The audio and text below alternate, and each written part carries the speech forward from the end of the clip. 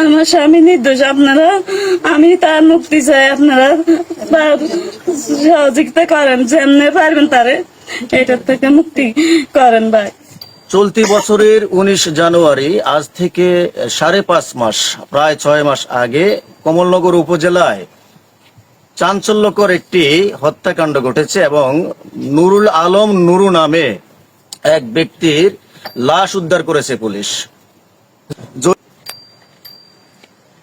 19 জানুয়ারি সকাল 9:30টায় যখন পুলিশ নুরুল আলম নুরুর লাশ উদ্ধার করলেন, ঠিক তারপরে একই দিনের রাত প্রায় 3:45টার দিকে জহিরুল ইসলাম নামের এক ব্যক্তি ওই মামলায় গ্রেপ্তার হলেন এবং পরপর 3 জন ব্যক্তি এই মামলায় গ্রেপ্তার হলেন, 3.5 মাস জেল খাটলেন, পরবর্তীতে বেরিয়ে আসলেন। ওই 3 জনের মধ্যে একজন জহিরুল ইসলাম, আমি এখন যার বাড়িতে অবস্থান করছি। জহিরুল ইসলামের আর্থিক অবস্থা, পারিবারিক অবস্থা এবং এই সমাজে বসবাস করতে গিয়ে জহিরুল ইসলামের প্রতিবেশী যারা, তাদের সাথে আমরা কথা বলবো। আপনি কি এই সমাজে আসলে এই যে জহিরুল ইসলাম যে একটা হত্যা মামলার আসামি হলেন এবং 3.5 মাস জেল খেটে তারপরে জামিনে আসলেন, জহিরুল ইসলাম সম্পর্কে আপনি কতটুকু জানেন যদি আমাদেরকে জানাতেন?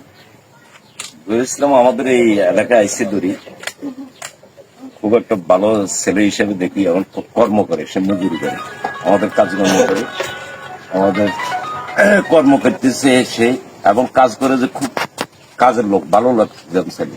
সবার কাজ বইটা থাকলেও তার কাজটা বইটা থাকে না, নিরীহ লোক, মানুষের খুব কর্ম করতেছে। এই বিধায় মনে করেন উনি যখন ওনারা রাত্রে ধরে নিছি, নেওয়ার হচ্ছে সামাজিক ভাবে সবাই তখন নির্বাচনে সবার একটা মানে আশ্বাস দুঃখ করছি আমরা। নির্বাচনের টাইমে কেউ এই বিধায় কেউ মনে করেন ওই ধরনের ভূমিকা নিতে পারে না। তারপর আমরা সামাজিক ভাবে আর্থিক ওই আমাদের মসজিদের সভাপতি আছে, সেক্রেটারি আছে, মানে এক পর্যায়ে নুরুল আলম কেমন, জহিরুল ইসলাম কেমন? খুব ভালো লোক, খুব ভালো লোক, খুব ভালো লোক, একদম আমাদের এলাকার জন্য।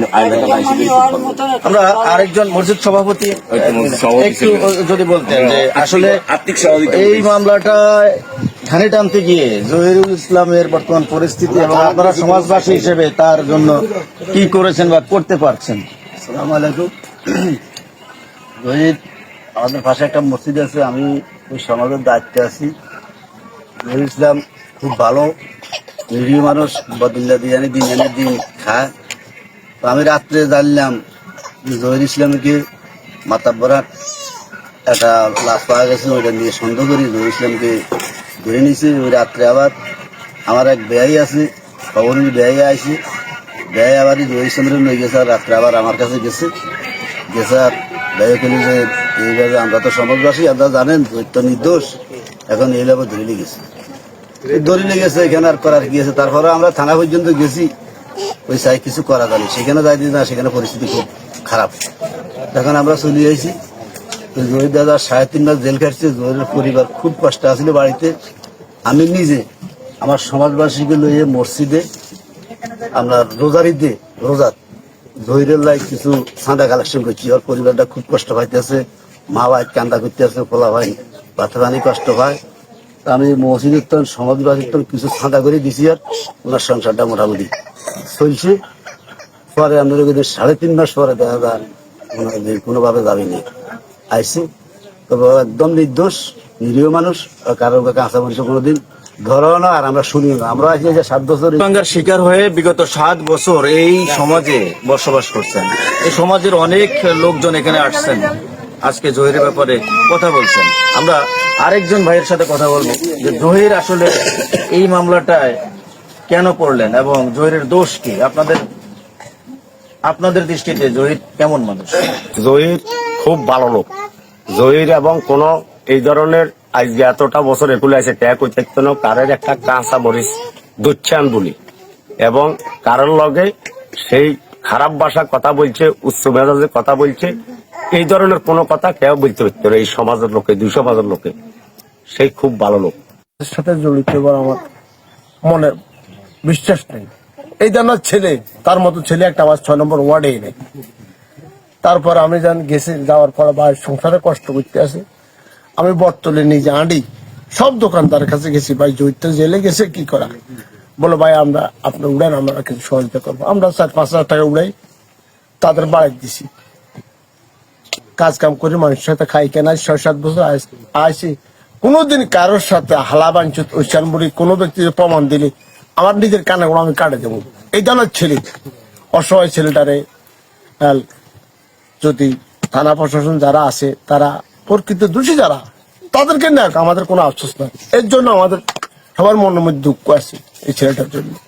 এই কথা। সালাম। এখানে আমরা একই সাথে আমাকে 1 বছর পরে এখানে আসছে, আমি মসজিদের কেশিয়ার।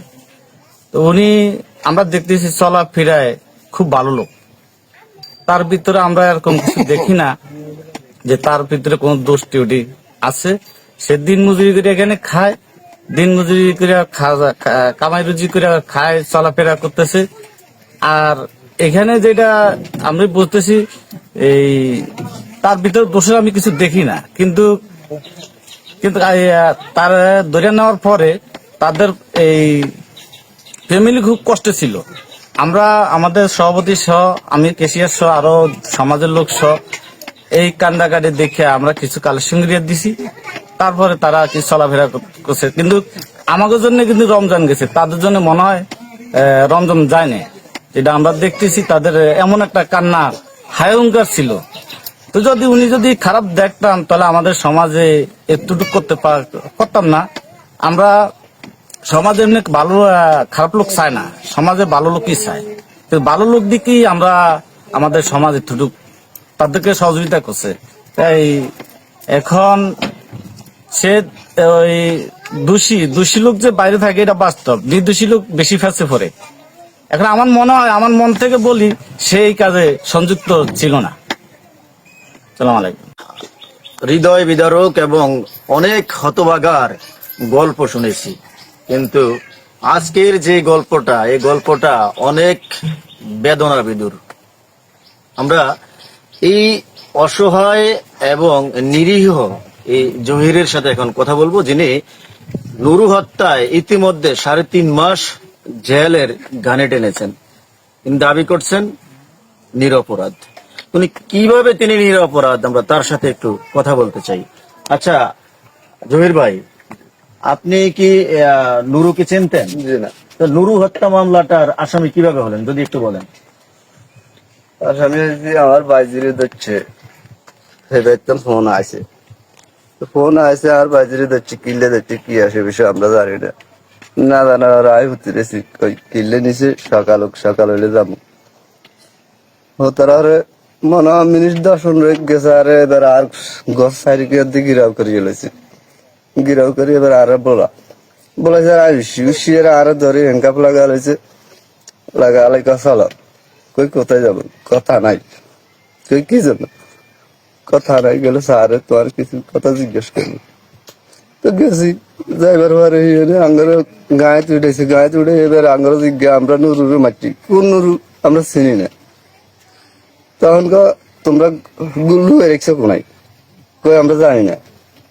কই কারাতে মারাইছ, কই আমরা জানি না, আমরা কারাতে মারামো। আমাকে বাইছি এখানে ছেলে মারা গেছে বলে গাং ফারে আমরা শুনছি। এই তো জিজ্ঞাসাবাদ করে গায়ের ভিতরে লই গেছে, নিবার হরে এবার কতক্ষণ হরে আবার জিজ্ঞাসা কাউকে ফাঁকির সাথে হলাই গেছে, লগে রিলেশন আছে, তোমরা জানো না? কই যে না স্যার, হে আছে আমার ভাইজি, হে যদি হের সাথে যদি এই ছেলেটার সাথে রিলেশন হয়ে যেত, তো হে কি আর কাছে তোমার তো অবশ্যই কইছে, তোর ভাইজি তোমার কইব না। করতে আমার ভাইজি কেউ কারোর ভাইজি, কারোর চাষা ঘরে বাপু ঘরে কনি, কারোর ছেলের সাথে কথা বললে না।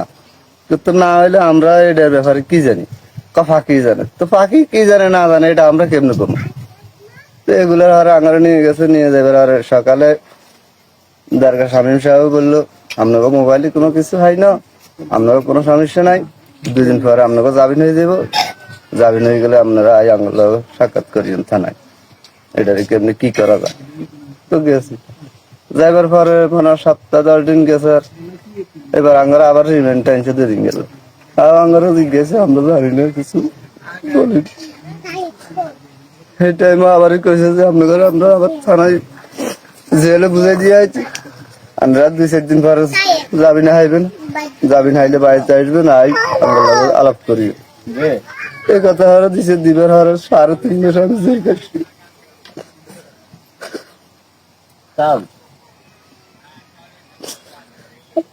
আমি গেলাম আমার অপরাধ কি, তোমার অপরাধ হয়েছে, তোমার ভাইজির সাথে কিসের সম্পর্ক ছিল, তোমার ভাইজির লোক কি কথা কইছে ফোনে, অনেক ধরনের কথাবার্তা কইছে।